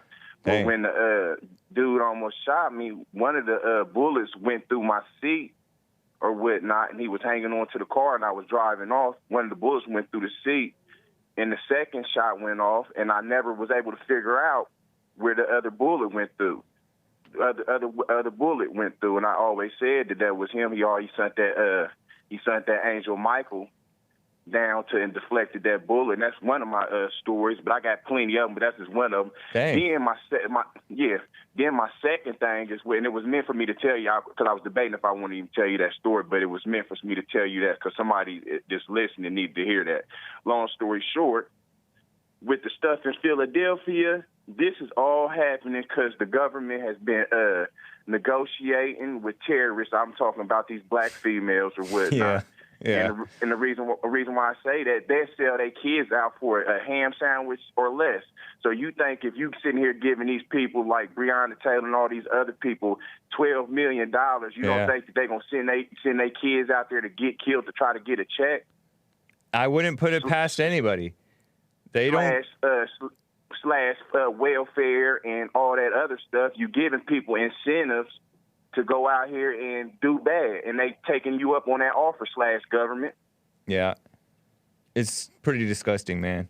So, yeah, they are negotiating with terrorists. I mean, they're terrorist supporters. They support evil.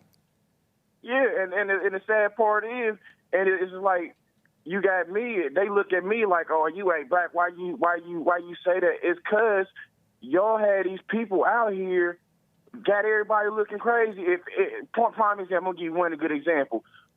Why do I keep seeing black people when the cops pull them over? They act like they don't have to give them their ID. Who doesn't know when you get pulled over? Everybody, a 2-year-old. And he got the ID in his diaper. He knows when he gets pulled. His mom gets pulled over to produce his ID. How are you? Everybody knows to produce their ID, but I keep seeing Negroes on here talking about, "Oh, I got to produce my ID. Why I have to produce my ID?" It's just crazy. I mean, it's like this, and that's what I'm saying. It's like, but this is who y'all have running these households, and y'all keep negotiating. And then you got the teachers too. I seen that clip yesterday with Jesse when they had the teacher on there and whatnot. Yeah. They're indoctrinating them, man. You got the houses, these females they're indoctrinating. Then you got the schools. Yep. It doesn't stop. It doesn't stop, man. And then check this out. Look, listen at this, hey. You gonna do it? You ain't okay. You get that family in Philadelphia money for that, which it don't matter. I hope not. Speaking, if it do or whatnot, either it's already written. God already know what's gonna happen. Long story short, the kids that they had on there that was up there speaking, which we already know that they had them kids around listening to grown folks' conversation. That's ridiculous.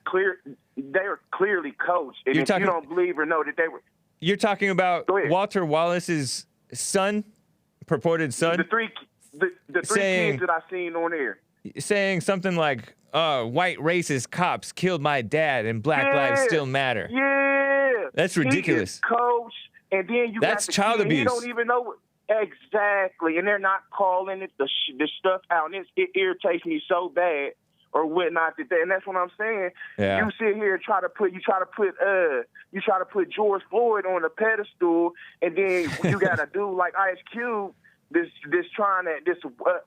good example of somebody who made something of himself and tried to change himself around. I don't support the Muslim, but still, if he's still trying to do good with his life, and I might not support everything Ice Cube say, why are y'all trying to make us support the bad people instead of looking at Ice Cube and say, well, this is a good stand-up example of what somewhat a man should be? Because I heard that he follows his wife a lot of times, so he's I don't doubt it. He's somewhat a good example. But God bless y'all. That's all I wanted to say. I ain't gonna hold y'all up too much of y'all time, man. God I appreciate it, Art. Thank you, man.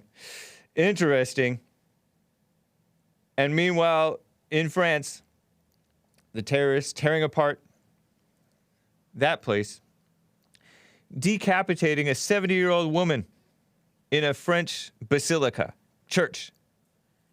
Notre Dame Basilica in Nice, France. Terrorists kept yelling, "Allahu Akbar," even after his arrest. Insanity, running those white worlds. And then the Sky News, fake news, it's a foreign outlet, right? Far left foreign outlet. Says it's not immediately clear what the motive was. I'm getting this stuff from Revolver headlines.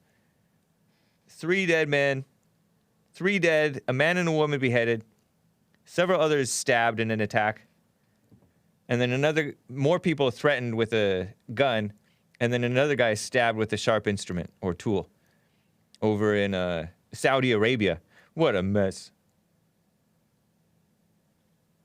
Let me get to Rick in Hampton, Virginia. Rick, how are you doing? James, I'm doing fine, my brother. How you doing? I'm fine. What's up? Man, I like to say this, man. We know elections coming up. Yeah. If President Trump don't win by a tsunami, we probably won't find out who won until about November 12th. Because I think it's a state that they can count votes to November 12th. Wow. Yeah. No, I don't doubt what I mean? that. It's expect the unexpected, I guess. You never know what's gonna happen. Be ready. Well, that's one that's putting that President Trump wins by a tsunami, man. I remember in the year 2000. Yeah, that would be nice. A total landslide to where there's no question. That would be nice. Right. We'll see what happens. You remember in the year 2000, it was Bush. In the year 2000, it was Bush versus Gore. That thing lasted for weeks, it felt like. I mean, it lasted, at least days. Say almost to December. Really? A full month? Yeah. Yeah, it definitely, it lasted a long time. It was ridiculous. I mean, that was a close election, though, man. Yeah. And Florida decided it, man. And think about it. Yep. The country's been this divided for that long, and yeah.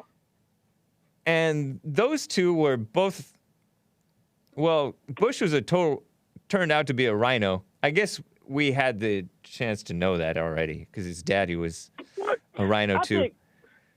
I think, you know what? I think George H. Bush's dad was a little tougher. That's just my opinion, James. I don't think you're wrong. I think that each generation is getting softer in general in terms of these politicians. And I think, now George W. Bush, I think what hurt him, he was a little too nice. Yeah. He called himself a compassionate conservative, as if normal conservatives don't have the right kind of compassion. What a phony. Right. I just think that was his downfall. I think George W., I really believe you know what else? He's a nice guy. Go ahead. I heard about George W. Bush that he said that his wife saved him from, like, alcoholism or something. Simp. Yeah, that's what I heard. That's what he said. What was that when he was saying like when he used to drink, his wife helped him to stop drinking. And then to this day, I heard that he doesn't support Trump. You know what? I never heard him come out and say it. I didn't do that all day. I had to.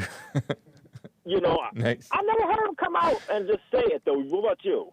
I haven't heard him come out and say it either, but I haven't been listening, because I don't have any interest in him. I found a real person who's not so much of a phony politician in President Trump, so I don't have to listen to what any of the rest of these rhinos say.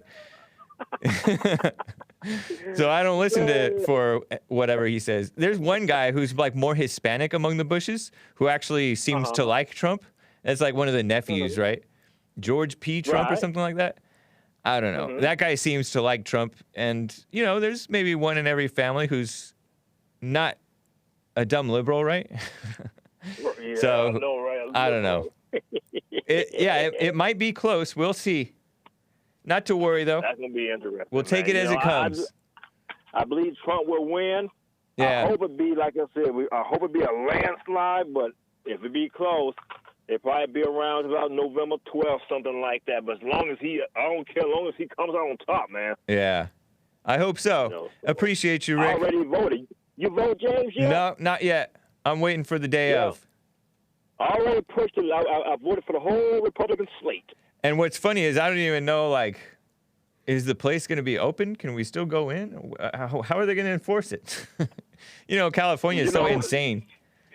Well, I'm telling you, I think if y'all got like a voting on something. It's like if the majority of the states win or something like that, and then y'all vote will automatically go to the majority. Yeah, I don't know. So I heard that too, man. So we'll see. I appreciate it, Rick. We'll talk. See you, man. All right, James. I'll hit you up tomorrow, man. Love y'all. Y'all be blessed, brother. Thank you. You too. Let me quickly get to Robert in Kansas. Robert, what's up? Hey, good morning. Shout out to Nick and Joel and the crew. Nice. I wanted to talk about something you said. I think on Monday you were concerned about the chat or people arguing over what the truth is, about why it's important to search for that and find it. I don't remember. I'm disappointed, Hake, because I called in before and I gave you that lesson on why it's so important, and you had forgotten it, I think. And so I wanted to remind you that the way that I don't even remember what you're talking about. Okay, I'll tell you. I'm not talking about the last call. I remember that call, but I'm talking about with regard to something that I said in the chat. It sounds like you misconstrued it. I possibly, Hake, but if you give me like 30 seconds, I can probably get off the phone. Okay. So the way that Satan rules this world is via or through deception. It's by deception. That's how he controls this place that we're in. That's why things are so messed up, because he has most of the world deceived. And so, like, for instance, if you want to apply love to something, like you want to be loving, but you don't know the truth, you don't know how to apply love, because love to you might mean that, you allow two men to get married, or you allow pedophilia because someone thinks it's love. Right, but if you know the truth, you know that isn't love. So truth actually supersedes love, because you're not able to even be loving without it. Truth is superior, like in the order of God. Truth is before love, just like love is before courage. You can't have any courage unless you have a foundation of love. You can't build courage on fear, right? So this process of finding the truth is really finding God and finding out what is, and that is the most important thing we can do, is to discover that and bring about the kingdom of God, where Satan is trying to build the kingdom of Satan. So us as warriors for God, us men, because that's what God makes men for, to be the warriors, we have to find the truth and get it out to the people, because we don't have those mechanisms anymore. Our churches are captured. Our media is captured. It's captured by Satan. And so we have to, as men of God, find the truth and put it out to our people so that we can apply love and build the kingdom of God and do things the right way. And so that's why it's so important. And that's why we push, is the earth flat or is it round? Well, if you know the truth, you're better able to be in God's creation and function in the proper way. But you guys should stick with what you know, because you guys tend to jump to conclusions about stuff. Well, most people, what they know is the deception. They know the stuff they're taught in school and what they see on the media. So they know. But I'm not talking about most people. I'm talking about you. Yeah, you can talk about me personally, Hake, but I'm not saying that I know all the truth. Right? I know, but you cite stuff as truth without knowing. Well, I guess my point is that what I do know is that we're being deceived.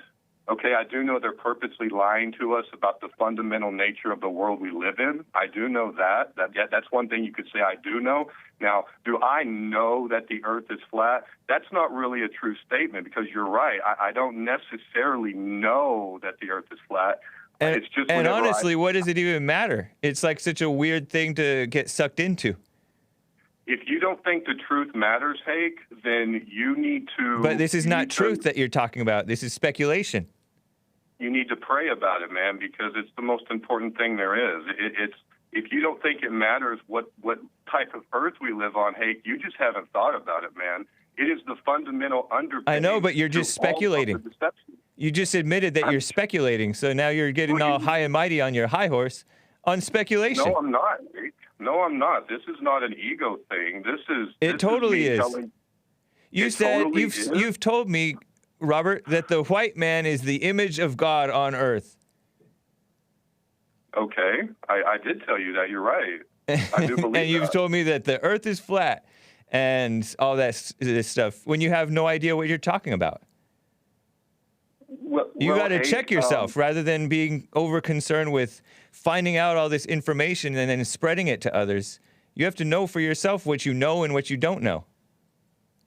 Well, I know that we're being deceived at a level that most people can't even imagine. We know that. And so And so, you know, if you think that I'm calling you and telling you these things for like a personal reason of mine, that's just not true, Hake. I want everyone to know what's going on. And if people find out the truth, they'll be better able to align with God's order and do the right thing. Just like when Jesse talks about the family. If you think that women are equal to men, you're going to destroy your society and your whole country. Right. Because it's not true. It's not true. I know. But you're like on a Yeah. mission.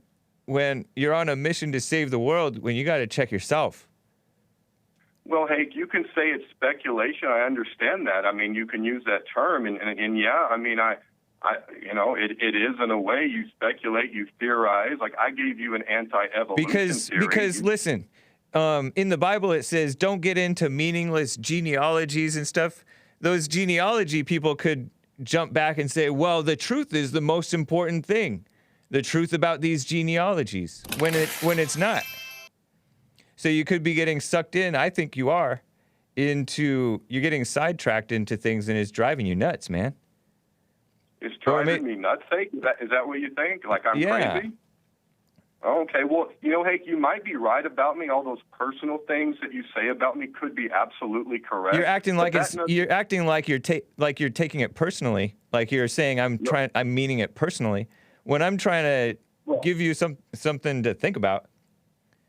Well, all I'm saying, Hake, is you could be right about me, and it doesn't negate the ideas that I give forth. Can you stop interrupting me every time I speak, Hake? I don't do that to you. Calm down, man. man. It's just I don't do that to you. I'm just saying. And? But I got to run the show, man. You're right. It's your show, and I thank you for letting me call in, Hake. You don't have to.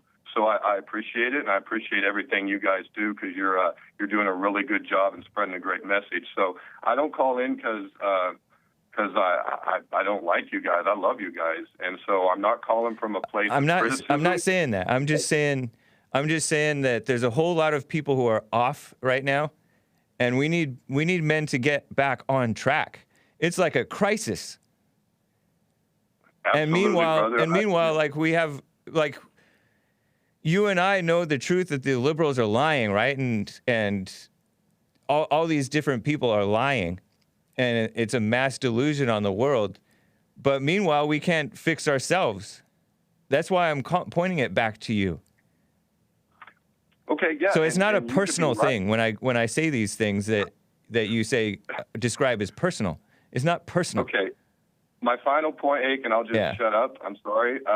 Okay, so like... These things you say about me personally, let's say they are right. It doesn't negate my ideas. It doesn't negate the truth. It has no. I could be the scum of the earth, Hake, but if I tell you the truth, it's still the truth. Right. And so don't worry about like, yeah, I'm a flawed person. I mean, sure, I absolutely am, Hake. You're right about me. But I think if you met me, you would realize, Hake, that it's not like I'm like, oh, I'm so smart and I know everything. I just want the truth out there so that people realize that, you know, there is an order to God's plan. Yeah. And if you go against that, you're going to destroy yourself. Your whole nation will fall. It says it in the Bible over and over. And that's my intent, Hake, is to save the children from this. Right. They have to grow up in these families, man. They break these families, and these kids grow up, and then that's now adults, and they're broken, and it destroys our society. So we have to get back to the truth, and that's why there's such an argument about it, because people have been deceived for so long. They believe Satan's lies, the children of the lie, and all of us that can see through that are fighting them, saying, no, there is a proper way to do things. You know, the truth is not subjective. Right. It is an objective thing that is created by God. God made all of this. So you do this. Sorry, I have to interrupt, and I got to end. But do you do the silent prayer Jesse recommends? I think you told me you do something else. Well, I do a silent prayer of my own. I just kind of intuitively have always done that, Hake, since I was a child. I don't know why. I just have. And so Jesse's silent prayer is something that, I mean, Jesse's right about so many things, man. Like last question. I have to cut you off. Last question, because we're ending. You saw action when you served? I did see action, Hank. Yes, I saw actual combat. It's wild. Yeah. Yeah. Anyway, man, it's good to hear from you, Robert. I appreciate you. All right, Hank. Y'all have a good day. Okay. You too. Take care. All right. Bye. Bye. Dan East gave a diamond, says hi, and he gave another diamond, says Hake. Thank you, man. And another says no man is good. True. Noah's Ark, Kansas, millennial. Dan East gave a Ninja Guinea and said this is what one would call an Ninja Guinea. And he says to this day, appreciate the support, man. Fundamental Bear gave a diamond. Shout out Fatty Watt in Noah's Ark, Kansas. Fun chat. Yes. Noah's Ark, Kansas gave a diamond. Caller emotional today, referring to somebody, I think, a different caller. Not necessarily Robert, but maybe Robert. Patrice O'Neill Groiper says she's still crying. Whew. To this day. Appreciate the support, guys. Dan East, Philosopher, Noah's Ark, Kansas, all you guys. TheHakeReport.com for my stuff. Town Hall tonight. And we'll see you guys tomorrow. We'll talk to you tomorrow. TheHakeReport.com for my stuff. JesseLeePeterson.com for Jesse's stuff. Take care, guys.